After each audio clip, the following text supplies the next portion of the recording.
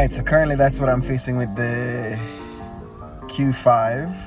I'm not sure why the oil kind of got low, or whether the engine is burning oil or leaking oil.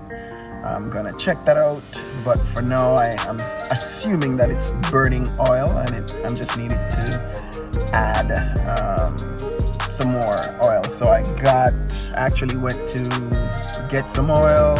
I did, but I didn't add it as yet because I didn't really see the warning light come back on. So I guess now I'm going to add it. In the manual it asks for 5W40. So I just picked up a quart. That's what the car is asking for, and so it shouldn't be too difficult.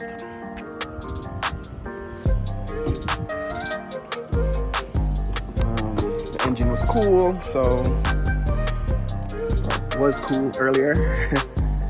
So I'm just gonna, wow, that cap's on there. Okay, got that off. So now all I need to do is pour this quart in. And there it does look clean to some degree. So let's get this quart in.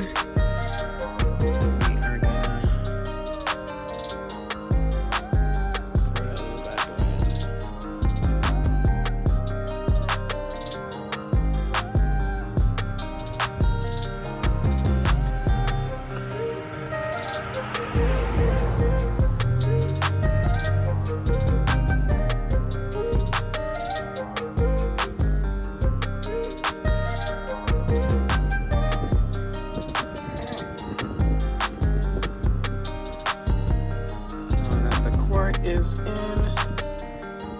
fully in there.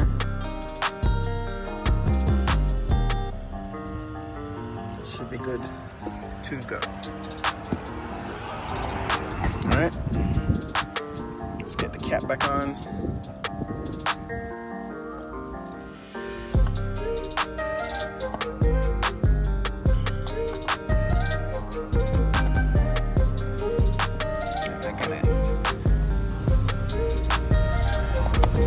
There we go. That was a bit difficult for me. Get rid of this leaf. Alright. One problem down. I actually put air in the tires. I'm not sure why the tire pressure monitor is still going off. It's one thing I'm gonna have to figure out why it is going off. But one problem down. Let's see what happens. Alright, I might have to go back to the gas station again, and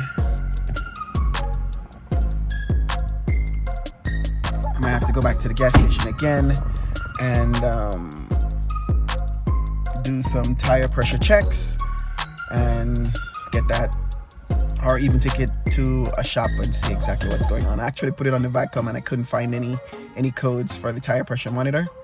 So I'll probably have to do some more research with the vacuum and see how I can get that figured out.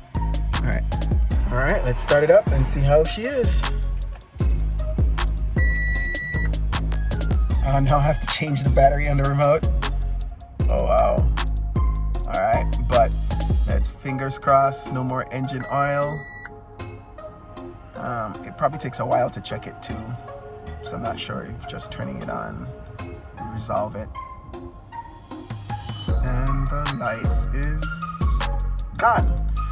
So I need to change the battery for the remote and check the tire pressures, which I already did check the pressures, but I'll recheck them again.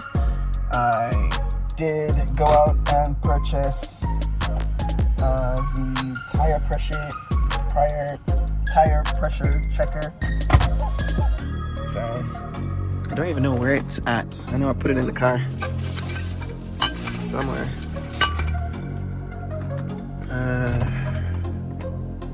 It is somewhere, but I'll check them again. So it's been a few weeks since I did the quick maintenance. After I did the oil light hasn't come back on, and I've also replaced the battery in the remote, but the tire pressure warning light is still on. We're gonna forego trying to regulate the tire pressure since looking at the tires, their current conditions require that we change them, especially since the weather has now changed and it is fall. This tree used to have a lot of leaves and it's all on the ground. so that can tell you how cold it is right now. It's in the 40s. So in order to ensure safety on the roads, we want to have better tires, and these are some 21s. These tires cost around $250 to $60 per tire, and the package plus the disposal and the taxes and the fees, we're looking at around anywhere between 12 to 13, maybe even more, because I said the lowest cost for one of these tires is $250, $260. Anyhow, so we're not going to worry about any warning light that's coming on right now for the tire pressure monitors. Will be resolved when we do the tire changes. So that's a wrap. As I said, no warning lights for the oil and no warning lights for the key remote battery needing replacing. So I think that's a wrap. Navi is good to go. All right, peace.